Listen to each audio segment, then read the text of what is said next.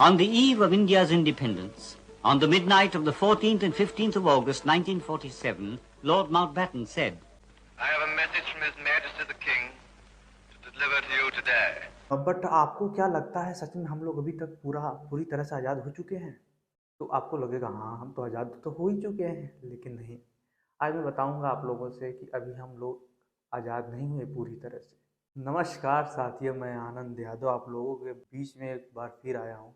आज है 15 अगस्त, तो हम लोगों को सुनने के बाद लगता है कि आज के दिन हमारा देश आज़ाद हुआ था और हम लोगों को अच्छे से सेलिब्रेट करना है, चारों तरफ हाहाकार मचाना है कि नहीं नहीं आज ही के दिन में हम लोग आज़ाद हुए थे। हाँ, ये सब तो ठीक है, ये सब तो करना बहुत ज़रूरी है। उत्साह आता है, जोश आते हैं, उमंग आते हैं हम लोगों में, तो ये तो ऊपरी ऊपरी हो गया, लेकिन आंतरिक जो चीज़ होता है उसको कहीं ना कहीं हम छोड़ रहे हैं। इतना दिन हो गया हम लोगों को आज़ादी लिए हुए, इसमें कितना बलिदानी देना पड़ा, कितना शहादत देने पड़े, कितने आम लोग, किसान से लेके जवान तक, सब लोग एड़ी से लेके चोटी तक जोड़ लगाए, तब जाकर हम लोग अंग्रेजों के चंगुल से धीरे धीरे आज़ादी का। उस समय इतना संसाधन भी नहीं था, इतना टेक्नोलॉजी भी नहीं था, सबकी हम लोग अपना संचार इधर का बात उधर करें, एक दूसरे से बात करें, कम्युनिटी मजबूत करें, लेकिन फिर भी उस समय भी हम लोग एकजुट हुए।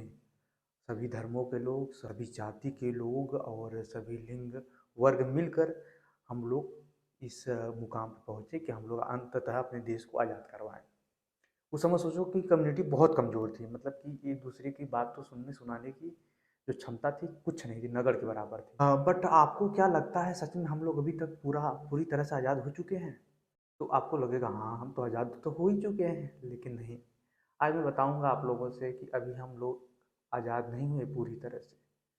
हाँ, हाथ पैर तो आज़ाद हो चुका है दोस्तों, लेकिन हम लोग मानसिक तौर पे अभी कहीं न कहीं गुलाम हैं अभी। ये तो मानना पड़ेगा भाई। मैं सिद्ध भी कर दूंगा आगे, ऐसे बने रहिए आप लोग। देखो, अंग्रेज जाते जाते हम लोगों को दो धर्मों में पहले बांटे, हिंदू और मुस्लिम में। था धर्म पहले हिंदू मुस्लिम, लेकिन इतना कट्टरवादी विचारधारा हम लोगों का नहीं था इसके पहले, अंग्रेजों से पहले। लेकिन अंग्रेज जाते जाते हम दोनों भाइयों में लड़ाई करवा दिए। लड़ाई हाथ पैर वाला नहीं, विचारात्मक तरीके से लड़ाई करवा दी, जो कि इतना आसान नहीं होता उसको सुलह करवाने में, समझ रहे हो आप ना। तो अगर हम लोग आज़ाद हो चुके हैं तो हम लोग अगर मानसिक तौर पे जब तक आज़ाद नहीं होंगे, इन सब चीज़ों से परे नहीं जाएंगे। और ख़ासकर मैं अपने छात्रों के बीच ये वीडियो लाया हूँ, मेरे जैसे जितने छात्र हैं उनके लिए, क्योंकि हम लोग किसी एक सोच, किसी एक धर्म के लिए कट्टर होते जा रहे हैं, जो कि ये बहुत बड़ा चिंता का विषय है। क्योंकि हम छात्र इस लोकतंत्र में हैं जो कि हमें सोचने की आज़ादी देता है, किसी भी धर्म को अपनाने की आज़ादी देता है, परंतु हम लोग किसी एक धर्म को लेकर, किसी एक जाति को लेकर, किसी एक विचार को लेकर, किसी एक राजनीतिक नेता को लेकर कट्टरपंथी बनते जा रहे हैं, जिससे कि हम लोग मूल विकास को छोड़ विचार पर ओर दे रहे हैं सबकी। तो हम लोग मतलब मान चुके हैं कि हमको इनको ही वोट देना है, इनको ही जो है चाहे अच्छा करें चाहे बुरा। लेकिन स्टूडेंट को कभी एक पार्टी की, कभी एक विचारधारा का कभी गुलाम नहीं होना चाहिए, क्योंकि अगर हम लोग किसी एक पार्टी का गुलाम हो गए तो हम लोगों का लोकतंत्र जो है खतरे में आ जाएगा। खतरे में इसलिए आएगा क्योंकि हम लोग उसी को वोट देंगे जो बस हमारे विचारधारा उनसे मिल रहे हैं, बस ये सोच कर वोट दे रहे हैं। नहीं नहीं नहीं, ये गलत होगा पूरी तरह से। एक विचारधारा के साथ हम लोग कट्टरपंथी रहेंगे तो लोकतंत्र के जहाँ स्थान पर राजतंत्र ही आ जाएगा। 15 अगस्त तो ठीक है, आज हम लोग सेलिब्रेट कर दे रहे हैं, लेकिन इसके बाद क्या हम लोग सालों भर कुछ ऐसा उपाय जिससे हम लोग सालों भर अपने देश के लिए कुछ ना कुछ कर सकें? तभी आप लोग बोलेंगे यार क्या कर सकते हैं, अभी तो छोटे हैं हम लोग, पढ़ रहे हैं, क्या कर सकते हैं। लेकिन नहीं यार, अभी हम लोग अपने देश के लिए बहुत कुछ कर सकते हैं, क्योंकि युवा हैं, युवाओं से ही देश है। हम लोग अपने मूल अधिकार के साथ मूल कर्तव्य का निर्वहन करते हुए चलेंगे तो ये एक तरह से ये देश का विकास के ही दौर में काम देगा। कि जैसे हम लोग अपने मूल अधिकार का तो मांग तो करते हैं सरकार से, लेकिन जो मूल कर्तव्य है उसको नहीं ध्यान में रखते हैं। मूल कर्तव्य कभी कोई याद नहीं दिलाता, सबको बस मूल अधिकार ही चाहिए, मूल अधिकार। लेकिन अगर हम मूल अधिकार को बस लेंगे, मूल कर्तव्य को पालन नहीं करेंगे, तो ऐसे देश का विकास कभी नहीं हो पाएगा। अगर देश का विकास चाहना है, खुद का विकास चाहना है, हाँ, तो हमको ये दोनों चीज़ को लेकर साथ साथ चलना पड़ेगा। अभी हम लोग स्वतंत्रता दिवस मना रहे हैं, उन्हीं सरकार के द्वारा चलाए गए पुलिस वालों से लड़ाई कर लेते हैं, उनकी बातों को नहीं मानते। उसके बाद 15 अगस्त को हम लोग सेलिब्रेट करते हैं एकदम अच्छे से। लेकिन ये सब हम लोगों को साथ लेकर चलना पड़ेगा, तभी जाकर ये सफल होगा हम लोगों का आज़ादी। आज़ादी का मतलब ये नहीं कि आप लोग एकदम फ्री हो, जो मन तो करो। उसके कुछ नियम हैं, कुछ कई और पहलू हैं, उसको हम लोगों को साथ पालन करते हुए चलना पड़ेगा। मैं यही आप लोगों से उम्मीद करता हूँ कि मेरे जैसे जितने युवक हैं, वो अपने घर के, अपने कार्यों को अगर सही समय पे करें, सही स्थान पे रहें, तो ये ज़रूर अपने देश के विकास में ज़रूर काम देगा, कारगर साबित ज़रूर होगा। अगर हम लोग अकेले हैं तो हमको लगता है कोई देख नहीं रहा है, पढ़ने का समय सोएंगे, स्कूल में जाएंगे तो गेट तोड़ देंगे और क्या क्या करते हैं हम लोग। ये छोटी छोटी चीज़ हम लोगों को लगता है कि नहीं नहीं, क्या फ़र्क पड़ता है इससे, लेकिन नहीं भाई, इससे बहुत ज़्यादा इफेक्ट पड़ता है। क्योंकि हम ही लोग एक छोटे छोटे सेल की तरह हैं, जो आगे जाने के बाद एक विशालकाय विश्व का भी परिकल्पना करेंगे। तो ये छोटी छोटी गलती हम लोग जो करते हैं, इसमें कमी लाकर हम लोग अपने देश की सेवा कर सकते हैं। और कई पहलू हैं, जैसे अध्यापक के साथ मेल मिलाप रखना। अपने देश में थोड़ा सा अध्यापक के साथ कुछ वो गठजोड़ नहीं हो पाता हम लोगों का, हम छात्रों का। हमारा भी उतना नहीं था, लेकिन हमारा कुछ छात्रों के टीचर के साथ बहुत अच्छा संबंध रहा। अपने घर का भी काम करना समय पे, अपने माता पिता का बात मानना, ये सब भी एक तरह से देश की सेवा में ही आता है। क्योंकि ये एक छोटी छोटी चीज़ ही, कम्युनिटी ही हमारे देश को निर्माण करती है। देश का निर्माण कैसे होता है? एक एक व्यक्ति से होता है, एक एक परिवार से होता है। तो हम लोग अगर एक व्यक्ति के रूप में, एक परिवार के रूप में आगे बढ़ें, आगे बढ़ते हैं, तो एक ज़रूर अंत में हम लोग एक देश का निर्माण ज़रूर कर सकते हैं। ये संभव है। हाँ, ये संभव है। आप लोग आज से ही इसको पालन करना शुरू कर दीजिए। मैं भी आप लोगों में से हूँ, ऐसा नहीं कि मैं इस सबसे परे हो चुका हूँ।